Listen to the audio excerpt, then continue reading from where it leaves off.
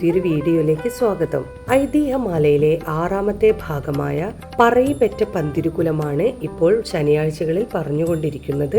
കഴിഞ്ഞ ശനിയാഴ്ച പറഞ്ഞതിന്റെ ബാക്കിയായ നാറാണത്ത് ഭ്രാന്തന്റെയും മറ്റും കഥകളാണ് ഇന്ന് പറയാൻ പോകുന്നത്. ഒരിക്കൽ നാറാണത്തു ഭ്രാന്തൻ ഒരു നീച ജാതിക്കാരന്റെ ചാത്തമുണ്ണാൻ പോകുന്നതറിഞ്ഞ് മറ്റൊരാൾ കൂടെ ഒരുമിച്ചു ചെന്നു. രണ്ടുപേരും മൂക്കുമുട്ടെ ഊണു കഴിച്ചു. ഉടനെ രണ്ടുപേരും ഒരുമിച്ചു തന്നെ അവിടെ നിന്ന് പുറപ്പെട്ടു.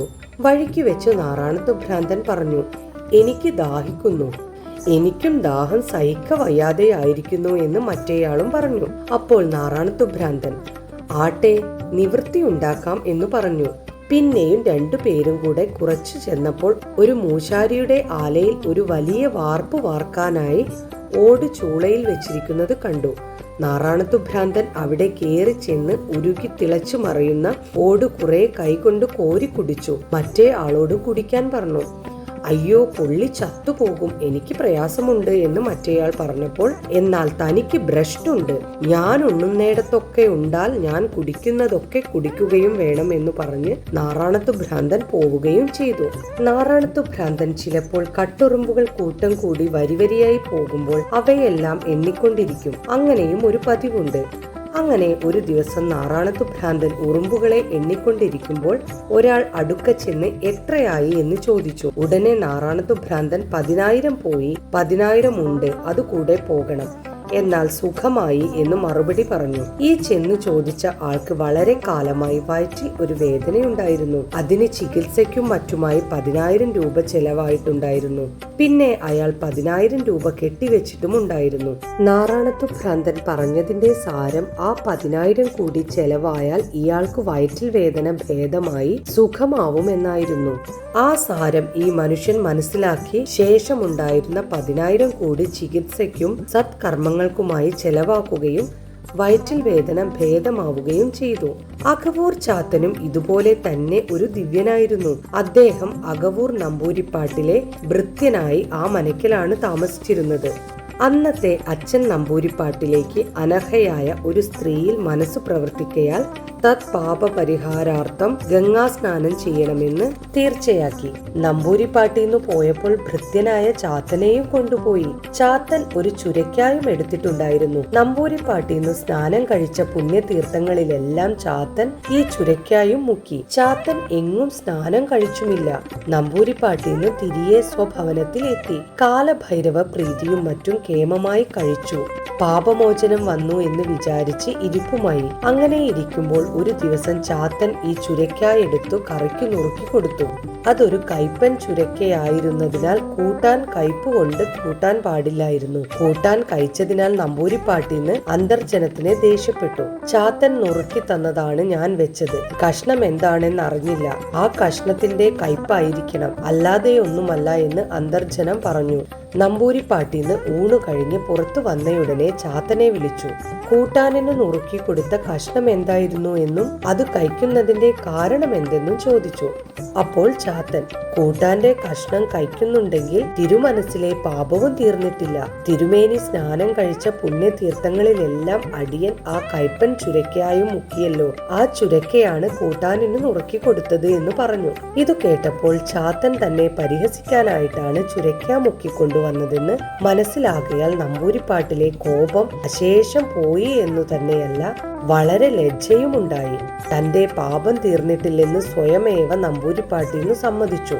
ഇനി പാപം തീരാൻ എന്തു വേണമെന്ന് നീ തന്നെ പറഞ്ഞു തരണമെന്ന് നമ്പൂരിപ്പാട്ടിന്ന് പറയുകയാൽ ചാത്തൻ പറഞ്ഞു, തിരുമേനി യാതൊരു സാധനത്തെ ആഗ്രഹിച്ചുവോ അതിന്റെ പ്രതിമ ഇരുമ്പ് കൊണ്ടുണ്ടാക്കി അതു തീയിലിട്ട് നല്ലപോലെ പഴുപ്പിച്ചെടുത്ത് നാട്ടിൽ അനേകം ജനങ്ങൾ കൂടി നിൽക്കുമ്പോൾ ഇന്ന സംഗതിയുടെ പാപം തീരാനാണെന്ന് ഉറക്കെ വിളിച്ചു പറഞ്ഞുകൊണ്ട് അതിനെ ആലിംഗനം ചെയ്യണം, അല്ലാതെ ഈ പാപം ഒരിക്കലും തീരുന്നതല്ല എന്ന് പറഞ്ഞു.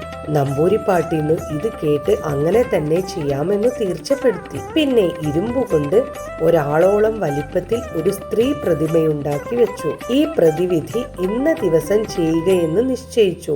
മലയാള രാജ്യം ഒട്ടുക്കു ഈ പരസ്യവും പ്രസിദ്ധപ്പെടുത്തി. സമയമായപ്പോഴേക്കും അസംഖ്യം ജനങ്ങൾ അവിടെ വന്നുകൂടി. പ്രതിമയും പഴുപ്പിച്ചു വലിയ കൊടിലുകൾ കൊണ്ടും മറ്റും പിടിച്ചു സഭയിൽ നാട്ടിവെച്ചു.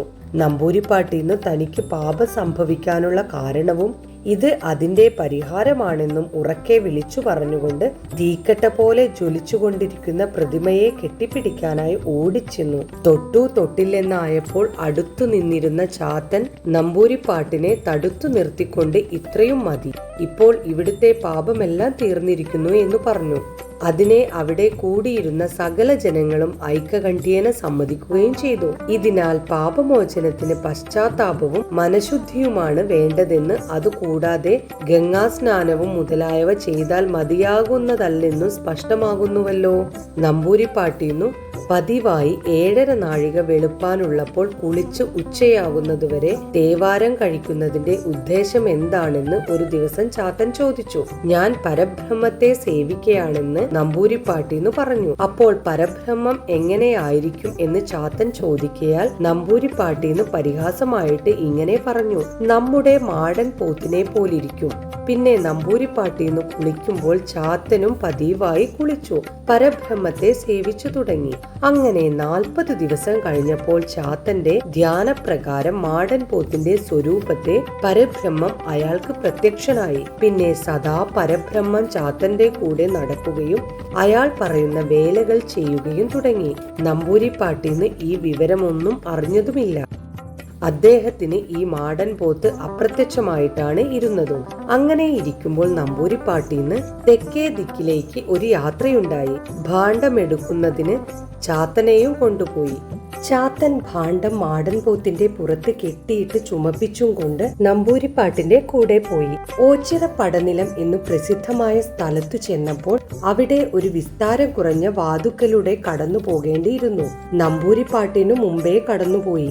പിന്നാലെ ചാത്തനും കടന്നു. മാടൻ പോത്തിന്റെ കൊമ്പുകൾ അവിടെ തടഞ്ഞതിനാൽ അതിനു കടക്കാൻ പാടില്ലാതെ അവിടെ തന്നെ നിന്നു. ചാത്തൻ അപ്പോൾ തിരിഞ്ഞു നിന്നുകൊണ്ട് പറഞ്ഞു: ചരിച്ചു കടത്തൂ എന്ന് പറഞ്ഞു. നമ്പൂരിപ്പാട്ടിന്ന് ഇത് കേട്ട് തിരിഞ്ഞു നോക്കിയപ്പോൾ മാടൻ പോത്തിനെ അദ്ദേഹത്തിന് കാണാൻ പാടില്ലായിരുന്നതിനാൽ നീ ആരോടാണ് പറയുന്നത് എന്ന് ചോദിച്ചു. നമ്മുടെ മാടൻ പോത്തിനോട് എന്ന് ചാത്തൻ മറുപടി പറഞ്ഞു. അപ്പോൾ നമ്പൂരിപ്പാട് ചോദിച്ചു: മാടൻ പോത്ത് എവിടെ? ഏത് മാടൻ പോത്ത്? അപ്പോൾ ചാത്തൻ പറഞ്ഞു: ഇതാ നിൽക്കുന്നു, അവിടുന്ന് കാണുന്നില്ലേ? തിരുമനസിലെ കൽപ്പന പ്രകാരം അടിയൻ സേവിച്ചു പ്രത്യക്ഷമാക്കിയ മാടൻ പോത്താണിത്. ഇത് കേട്ട് നമ്പൂരിപ്പാടിന് ചാത്തനെ തൊട്ടും കൊണ്ട് നോക്കിയപ്പോൾ മാടൻ പോത്തിന്റെ ആകൃതിയിൽ പ്രത്യക്ഷമായിരിക്കുന്ന പരബ്രഹ്മത്തെ കണ്ടു. നമ്പൂരിപ്പാട് പറഞ്ഞു: എന്നേക്കാൾ ഭക്തി നിനക്കു തന്നെയാണ്, അതിനാൽ ഞാൻ നിന്നെയും വന്ദിക്കുന്നു.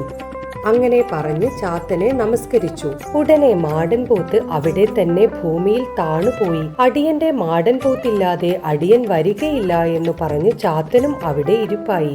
എനിക്കിനി എന്താണ് ഗതി എന്ന് നമ്പൂരിപ്പാട്ടിന്ന് ചോദിച്ചു. അപ്പോൾ ചാത്തൻ പറഞ്ഞു: മേൽപോട്ട് കേറാൻ നൂലുണ്ടല്ലോ, അത് പിടിച്ചു കേറിക്കൊള്ളണം. അതിന്റെ സാരം വേദം കൊണ്ട് മോക്ഷത്തെ പ്രാപിച്ചു കൊള്ളണമെന്നാണെന്ന് മനസ്സിലാക്കി നമ്പൂരിപ്പാട്ടിന്ന് ചാത്തനെ വിട്ട് വിഷാദത്തോടു കൂടി പോവുകയും ചെയ്തു. ചാത്തൻ പിന്നെയും കുറഞ്ഞൊരു കാലം പരബ്രഹ്മത്തെയും ധ്യാനിച്ചുകൊണ്ട് അവിടെ ഇരുന്നു.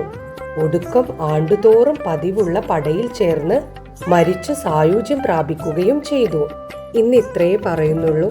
ഇനി ഉളിയർന്നൂർ പെരുന്തച്ഛന്റെയും അതേപോലെ പാക്കനാരുടെയും ഒക്കെ കഥയുണ്ട്. അത് വരുന്ന ശനിയാഴ്ചകളിൽ പറയാം.